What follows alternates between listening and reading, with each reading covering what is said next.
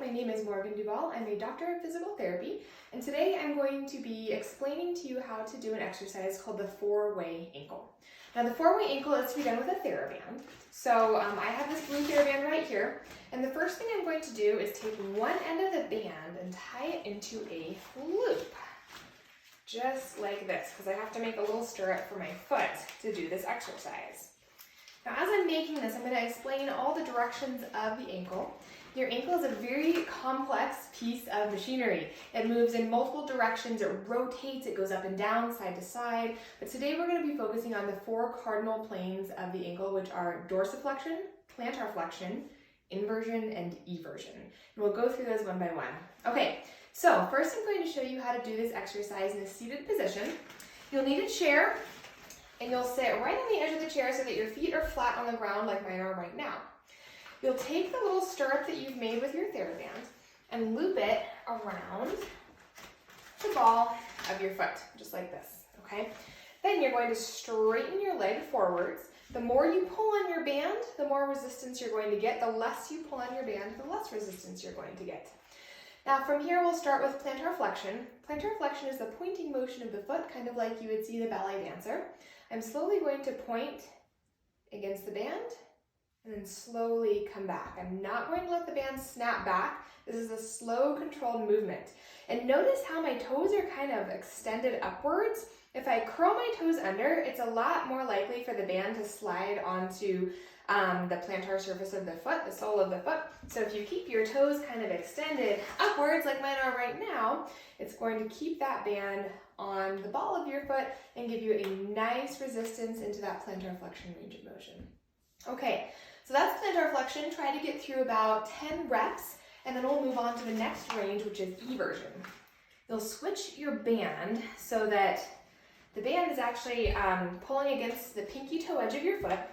You'll take your other foot, the one that you're not working, and step on the band. Now my legs are not straight like they were with plantar flexion, they are now bent. The more you pull on your band with your hand, the closer you step your foot to your band on the ground, the more resistance you're going to get. Okay, so from here, I'll slowly be taking my foot out to the side, moving out into what we call eversion, and slowly back in. Now this range of motion is working a group of muscles called the peroneals, also known as the fibularis muscles. They run down here on the outside of the ankle and are very important for lateral, outside ankle stability. Now with this exercise, be sure that you're not moving from your hip and your knee. It's really easy to open the hip and the knee like I'm doing right now, but you'll notice my foot is not actually everting when I do that, right? Just the whole leg is moving. So to work the foot and ankle specifically, make sure that you are holding your knee with your hand so that you're keeping it still and only moving from the ankle. All right, about 10 reps of that, and then we're gonna move on to the next range of motion, which is inversion, the opposite direction. I'll switch my band so that now the band is pulling against the big toe edge of my foot. I'll grab the band in my hand, and I'm actually just gonna kind of pull the band out to the side. So pull the band out to the side. See how my arm is nice and straight here. You can straighten your leg a little bit if that feels comfortable. And now watch carefully. I'll take my foot inwards, then back to center. So it's the opposite direction of eversion, which we just did. Inversion, you're pulling your foot towards the center of your body. Remember, in inversion, same rules apply with the knee and the hip. Make sure you're not rotating the entire leg here. You're just moving from the ankle. All right, so last cardinal plane of motion of the ankle is dorsiflexion. Switch your band around so that the band is pulling along the top of your foot right here. Now this one's a little bit trickier. Make sure you scoot to the edge of your seat. Bend your knee that you're working, so the leg that you're working, you're gonna bend that knee quite a bit. Take your other foot and extend that knee long. You'll bend your working foot knee in quite a bit here, get some resistance, and then slowly begin to move your foot up and down as I am right now. This motion, dorsiflexion, is very important for overall walking and ambulation mechanics. If you don't have enough dorsiflexion, you can actually trip. So it's really important to strengthen the muscles here on the front of your lower leg so that when you're swinging your leg through during walking, you don't stub your toe and trip, right? So again, you'll do about 10 reps of this exercise. take a rest, repeat every one of those one more time. So 2 sets of 10, every single exercise. Make sure that you're not pushing into pain. You should really feel the muscles of your lower leg working with each one of these ranges. Okay, so I showed you how to do this in a seated position. I'm also going to show you how to do this sitting on the ground. I actually like the ground version a little bit better. So if it's possible for you to sit on the ground and straighten your legs out in front of you, this is my favorite way to do it.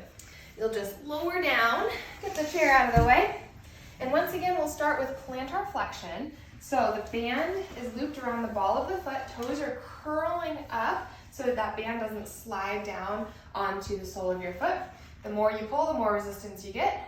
Point, bring it back.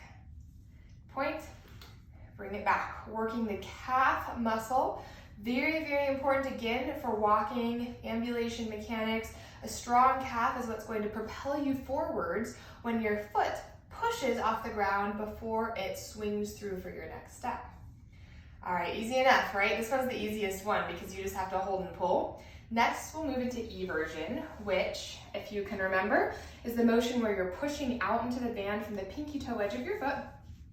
You will take your other foot, the one you are not working, and loop the band around that foot as I'm doing here. Very similar to being sitting in a chair. You'll move your foot out to the side, the working foot, and then bring it back, just like I'm doing right now. I like this version better because it's a lot harder to cheat by using your knee, right? So way harder to cheat like this in this sitting position on the ground. It's quite a bit easier to just utilize the ankle, working those peroneal muscles, which is what we're after all. All right, so eversion, I think you guys got it down. Next, we'll move into inversion. Remember, you'll loop the band around the big toe edge of your foot. Now, it's kind of hard to hold way out here in this position. You can do it for sure, just like I'm doing right now, similar to how we did in the chair. I think it's easier to actually cross your working leg over your non-working leg, loop the band around the bottom of your non-working foot, hold the band, and then with your working foot, slowly work it inwards and back to neutral. Inwards, back to neutral. I find this to be a little bit more challenging for the ankle than doing the version where I'm holding my arm out. That's a little more challenging just overall in general for the arm, but really to get the muscles working that we want, I find this to be a better option. Okay, one more range of motion, that's dorsiflexion. So remember, dorsiflexion is picking your foot up like this. You will loop the band around the top of the foot, and then take the rest of the band, the long end, around your non-working foot, okay? You will then bend your working foot associated knee in, similar to what we did sitting in the chair. Hold the band with your opposite hand and then slowly move your foot up and down against resistance. Once again, you should feel the muscles firing here on the front of the lower leg.